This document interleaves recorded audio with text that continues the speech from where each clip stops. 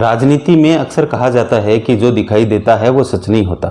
शतरंज की बिसात पर खिलाड़ी कभी सीधे राजा पर हमला नहीं करता। वह पहले प्यादे तोड़ता है, फिर ऊंट और घोड़े को फंसाता है, फिर वजीर को घेरता है, अंत में राजा को सह और मात देता है। आज भारतीय राजनीति की बिसात पर कुछ ऐसा ही खेल चलता दिखाई दे रहा है। बंगाल में जो कुछ हो रहा है, क्या वह सिर्फ बंगाल तक सीमित रहेगा या फिर लखनऊ में बैठा एक नेता उस बिसात को देखकर अपने भविष्य की तस्वीर पढ़ रहा है? क्या अखिलेश यादव को बंगाल में अपना कल दिखाई दे रहा है?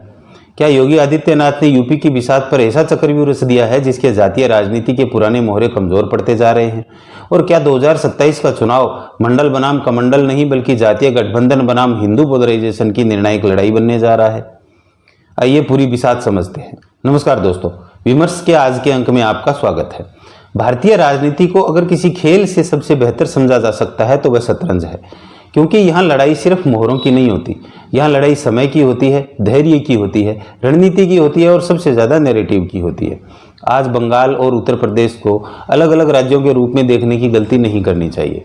दोनों राज्यों की सामाजिक संरचना अलग है, दोनों राज्यों के जातीय और सांस्कृतिक वास्तविकताएं अलग हैं, लेकिन दोनों राज्यों में एक समानता है। दोनों जगह भाजपा का मुकाबला ऐसे क्षेत्रीय दलों से है जिनकी राजनीति सामाजिक समीकरणों के गठबंधन पर आधारित है। बंगाल में तृणमूल कांग्रेस, यूपी में समाजवादी पार्टी, और यही वह बिंदु है जहां से इस पूरी कहानी की शुरुआत होती है। कल्पना कीजिए कि बंगाल की बिसात पर ममता बनर्जी राजा है, अभिषेक बनर्जी वजीर है, स्थानीय नेता घोड़े और ऊंट हैं, और सांसद और विधायक प्यादे हैं। अब यदि प्यादे ही धीरे धीरे दूसरी तरफ देखने लगें तो सबसे पहले क्या होता है? राजा खतरे में नहीं आता, राजा के चारों तरफ बना सुरक्षा घेरा कमजोर होने लगता है। राजनीति में भी यही नियम लागू होता है। किसी दल का पतन चुनाव हारने से शुरू नहीं होता, उसका पतन तब शुरू होता है जब उसके मोहरे भविष्य को लेकर असुरक्षित महसूस करने लगते हैं, और यही डर क्षेत्रीय दलों की सबसे बड़ी कमजोरी होता है। अब आइए चलते हैं यूपी की बिसात पर। यहाँ तस्वीर और भी दिलचस्प है, क्योंकि यूपी सिर्फ एक राज्य नहीं है, यह अपने आप में एक राज्यों का समूह है। पश्चिम यूपी की राजनीति अलग है, अवध की अलग है, पूर्वांचल की अलग है, बुंदेलखंड रोहेलखंड की अलग है। यहाँ हर क्षेत्र की अपनी जातीय संरचना है, अपने स्थानीय नेता हैं, अपने अपने समीकरण हैं, और दशकों तक यही माना गया कि यूपी की राजनीति जातियों के बिना समझी ही नहीं जा सकती। लेकिन पिछले 10 वर्षों में भाजपा ने बिसात बदलने की कोशिश की। उसने कहा जातियां रहेंगी लेकिन सबसे ऊपर हिंदू पहचान रहेगी। यही भाजपा की सबसे बड़ी रणनीतिक चाल थी। समाजवादी पार्टी की पूरी बिसात सामाजिक समीकरणों पर खड़ी है। यादव, मुस्लिम, कुछ पिछड़े वर्ग, कुछ दलित समूह, कुछ स्थानीय नेता, यानी अलग अलग मोहरों का गठबंधन। लेकिन योगी आदित्यनाथ की राजनीति इन मोहरों को अलग अलग देखने की बजाय पूरे बोर्ड को एक रंग में रंगने की कोशिश करती है। यही कारण है कि भाजपा की राजनीति जातीय अंकगणित को भावनात्मक केमिस्ट्री में बदलने का प्रयास करती है, और कई बार केमिस्ट्री मैथमेटिक्स पर भारी पड़ती है। अब सबसे महत्वपूर्ण प्रश्न है, आखिर योगी की राजनीति इतनी मजबूत क्यों दिखाई देती है? इसका उत्तर सिर्फ हिंदुत्व नहीं है, इसका उत्तर नेतृत्व है। शतरंज में कई बार खिलाड़ी के पास मोहरे समान होते हैं, फिर भी एक खिलाड़ी जीत जाता है। क्यों? क्योंकि वह मोहरों का इस्तेमाल बेहतर करता है। योगी आदित्यनाथ भाजपा के लिए आज वही भूमिका निभा रहे हैं। उन्होंने खुद को सिर्फ मुख्यमंत्री नहीं रहने दिया, उन्होंने अपने चारों तरफ एक राजनीतिक ब्रांड बनाया है। माफिया विरोधी छवि, कानून व्यवस्था, धार्मिक पहचान, अयोध्या, काशी, महाकुंभ, बड़े निवेश और एक एक्शन लेने वाले नेता की छवि, यह सब मिलकर उन्हें भाजपा की बिसात पर सबसे शक्तिशाली मोहरा बनाते हैं। और यहीं से अखिलेश यादव की असली चुनौती शुरू होती है, क्योंकि अखिलेश के पास सामाजिक समीकरण तो है, लेकिन उसके पास क्या ऐसा नैरेटिव है जो उन समीकरणों को पार कर सके?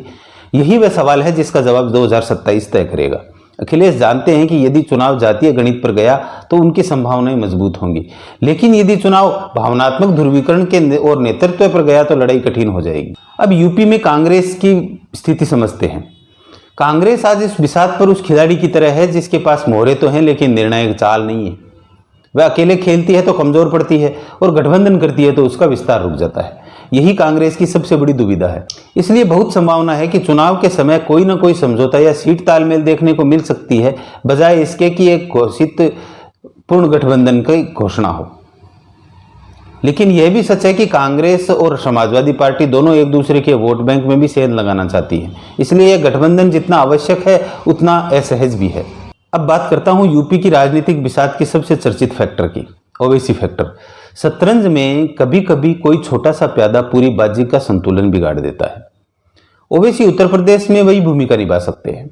भले ही सीट न जीतें, लेकिन यदि कुछ क्षेत्रों में वोटों का पुनर्वितरण कर देते हैं तो परिणाम प्रभावित हो सकते हैं। यही कारण है कि समाजवादी पार्टी मुस्लिम वोटों को एकजुट रखने की पूरी कोशिश कर रही है। अब सबसे बड़ा प्रश्न, क्या यूपी में बंगाल दोहराया जा सकता है? पूरी तरह नहीं, क्योंकि बंगाल की सामाजिक संरचना अलग है, लेकिन राजनीतिक संकेत जरूर समान हो सकते हैं। यदि किसी क्षेत्रीय दल के सहयोगी भविष्य को लेकर आशंकित होने लगे, यदि कार्यकर्ता को सत्ता परिवर्तन की संभावना दिखाई देने लगे, यदि विरोधी दल लगातार विस्तार करता रहे, तो राजनीतिक मनोविज्ञान बदलने लगता है और राजनीति में कई बार चुनाव परिणामों से पहले मनोवैज्ञानिक जीत हो जाती है। आज भाजपा की पूरी रणनीति यही दिखाई देती है। वह सिर्फ सीटें जीतने की लड़ाई नहीं लड़ रही है, वह विपक्ष के मनोबल पर हमला कर रही है। वह यह संदेश देना चाहती है कि भविष्य उसी का है और राजनीति में भविष्य की धारणा कई बार वर्तमान की वास्तविकता से भी अधिक शक्तिशाली होती है।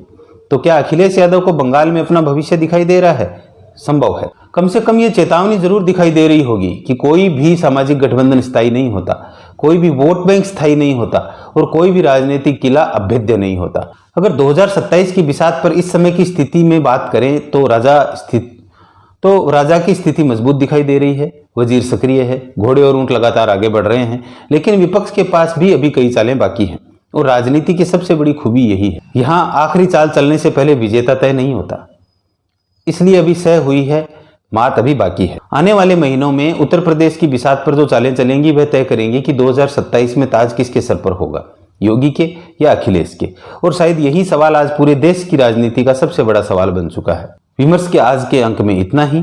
अगर वीडियो आपको पसंद आए तो लाइक, शेयर और सब्सक्राइब करें। बेल आइकन दबाना ना भूलें। धन्यवाद। नमस्कार।